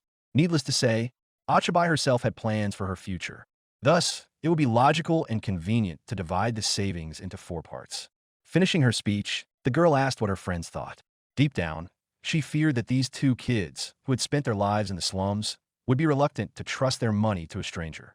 So, if they were against it, she had no intention of insisting. But Onii was not going to argue. He noted that not so long ago, they had all survived together in the slums and done everything possible to get out of there. So now his hesitation was not caused by an unwillingness to open an account, but by the sweet feeling of freedom from the burden of the slums and poverty. Only now, thinking about the future, did he truly feel that they were no longer orphans from the outskirts. Nin felt the same way, for which she could only thank her little friend. Ochibi became emotional and looked at her friends with shining eyes. Thus, everyone decided that it was time to think about the future and make a contribution to the guild. Ochibi cheerfully turned to Irene and asked her to formalize their contribution. Tears welled up in Irene's eyes. For some reason, she concluded that these 3 were very good children. But that didn't stop the employee from opening the contribution, dividing the total amount into 4 parts of 2,780 ryras each. After that, the kids left the guild. They were sure that this act had changed everything and was a very important step in their lives. Now, they were faced with a very pressing question: what to do next? The fact was that the only quest they were able to complete had been finished for the day, and it was still morning. The rest of the day was free, and they had to figure out what to do with themselves during that time. Ochibi thought about how she could brighten up this time, and immediately an annoying thought came to her mind that she would like to practice magic. But she still didn't have that ability. She had dreamed of it ever since she remembered her past life. At the thought that there was absolutely no way to use magic, tears welled up in Ochibi's eyes. But, on the other hand, she could still get a taste of this art. To this end, Ochibi asked Nin and Onii to show her their magic. They didn't mind entertaining their younger friend, who was determined to observe her companion's abilities properly, and to better understand how they worked. Using her ability, Nin created a large water bubble in the air that sparkled with light. Ochibi stared at it with delight.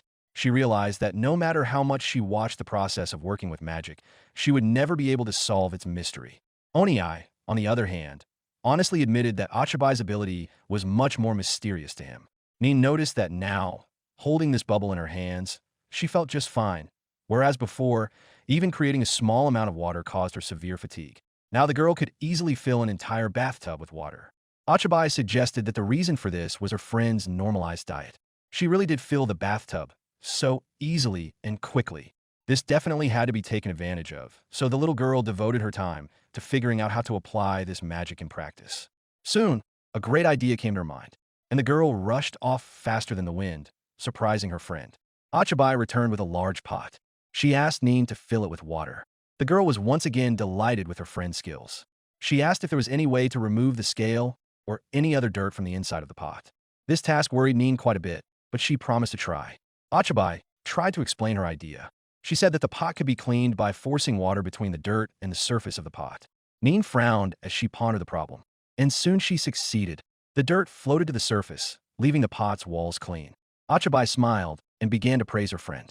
All this was not for nothing. In fact, Ochibi had decided not just to clean the pot, but to do a real full wash. Nin's water magic could help him a lot with that.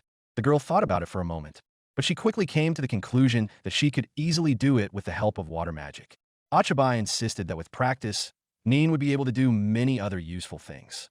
These words instilled a lot of confidence and enthusiasm in the girl. Now they had to find a use for Onii. Together with Ochibi, he went out into the open space of the courtyard in front of the dormitory, hoping that the grass there would not catch fire. Just in case, the little girl asked if her friend knew how to use fire magic. He confirmed that he did, but he noted that at the same time, this was not entirely true. Onii firmly stated that he also possessed other types of magic. Ochibi stood in the light breeze and enjoyed the coolness and freshness. It was Onii who reached out to her with his hand, for which a stream of pleasant wind flowed, demonstrating his skill in wielding wind magic. In fact, he had always been able to use it, but this was the maximum the boy was capable of at the moment. There was no way to use such things, so he usually didn't try to find a use for this light breeze, and even if he did cause the wind, no one noticed. But everyone could see the fire magic perfectly well, and that was exactly what Onii was going to demonstrate next. After his words, he immediately got down to business. A small flame appeared at the tip of Onii's finger, causing Ochibi to gasp in admiration. The boy also noticed that he didn't feel exhausted at all now. This gave him hope that after a while he would finally start to feel better, just like Nin. Ochibi was once again convinced that proper and nutritious food was the most important component of physical health. However, the girl was worried that it was too hot for her friend to hold the fire on his fingertip. But he reassured her by saying that the fire created by magic was not hot at all and could be held in his hands without any problems. For the same reason, Onii could touch his fire. To prove his point, he immediately poked his finger into his flame. It was remarkable that the boy did not feel the heat. Most importantly, it gave Ochibi an idea of how she could benefit from this. She asked Onii to make the fire longer and thinner.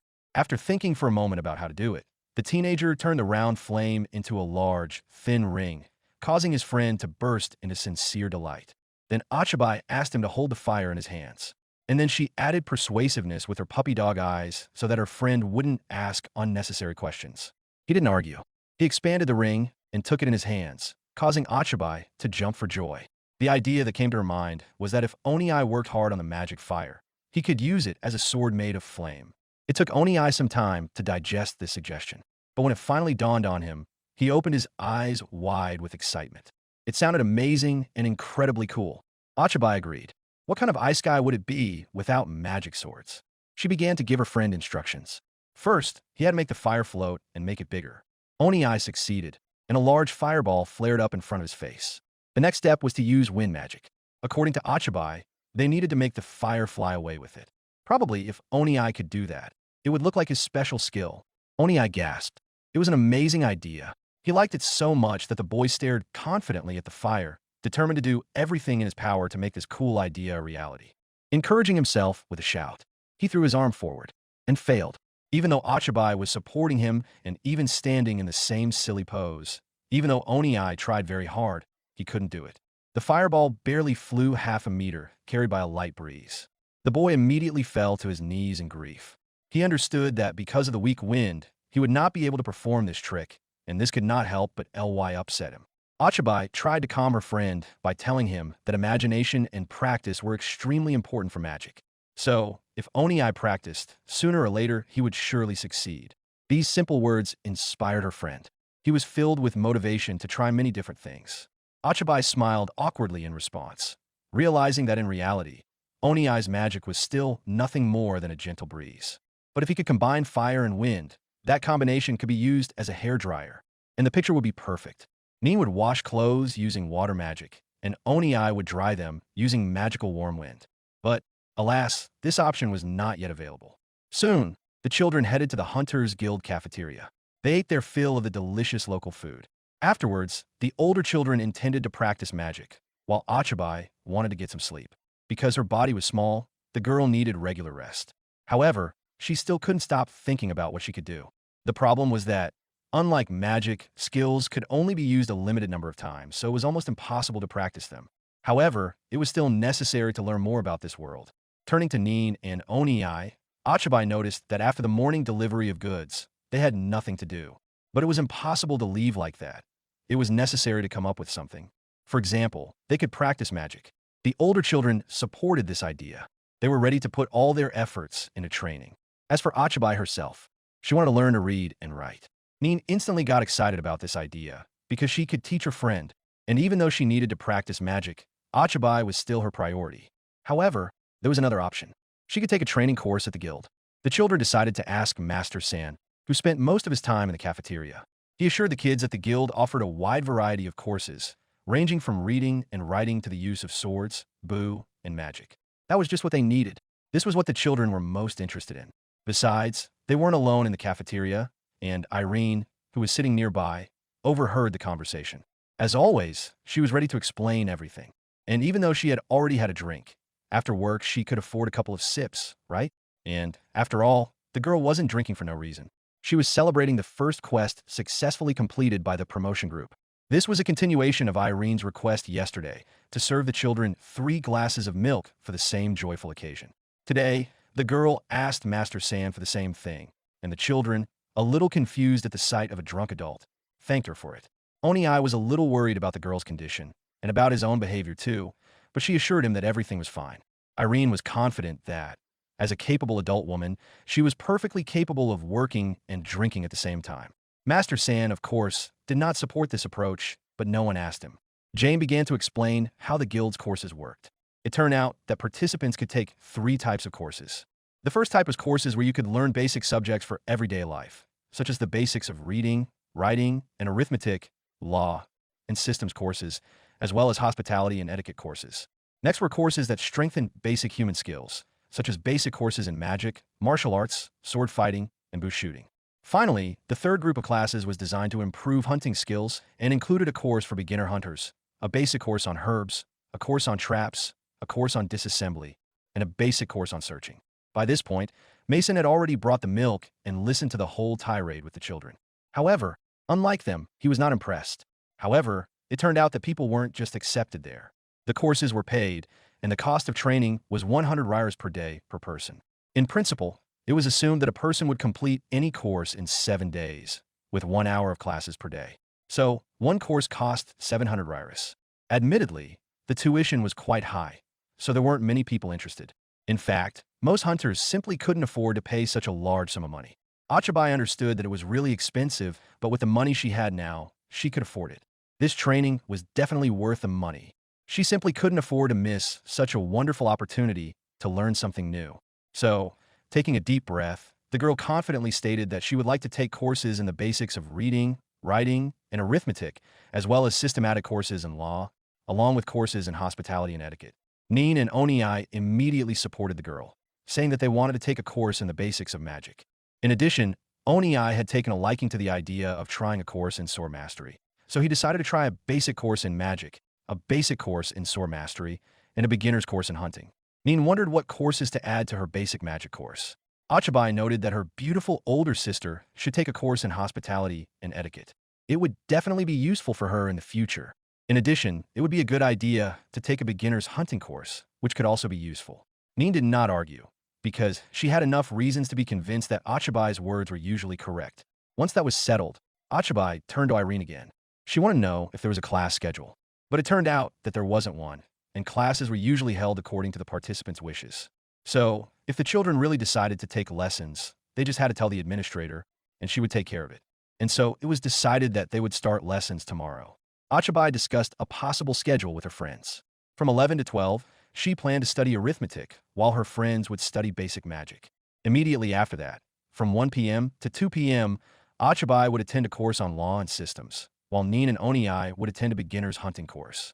Finally, from 2 p.m. to 3 p.m., the little girl and her friend would devote their time to etiquette, while Oniai would practice sword skills. The only small problem was that Ochibi absolutely had to take a nap between the first and second lessons. Otherwise, she risked simply falling asleep. Alas, the underdeveloped body of a 5-year-old child imposed its limitations. Irene calculated that the total cost of tuition would be 6,300 rires for the 3 of them. It was expensive, But her friend's financial situation was still quite good thanks to the money they had earned from selling their first glass jar of honey.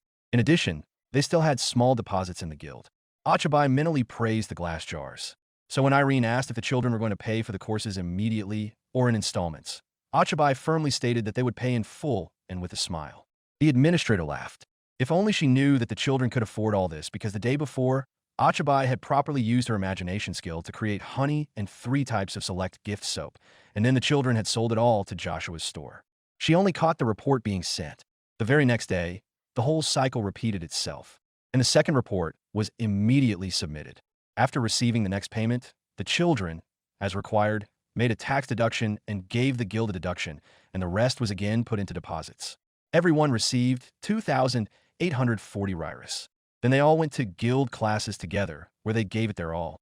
Unsurprisingly, by evening, everyone, especially little Ochibi, was very tired. They gathered again in the guild's cafeteria, where they discussed the past day. Everyone's conclusion was the same.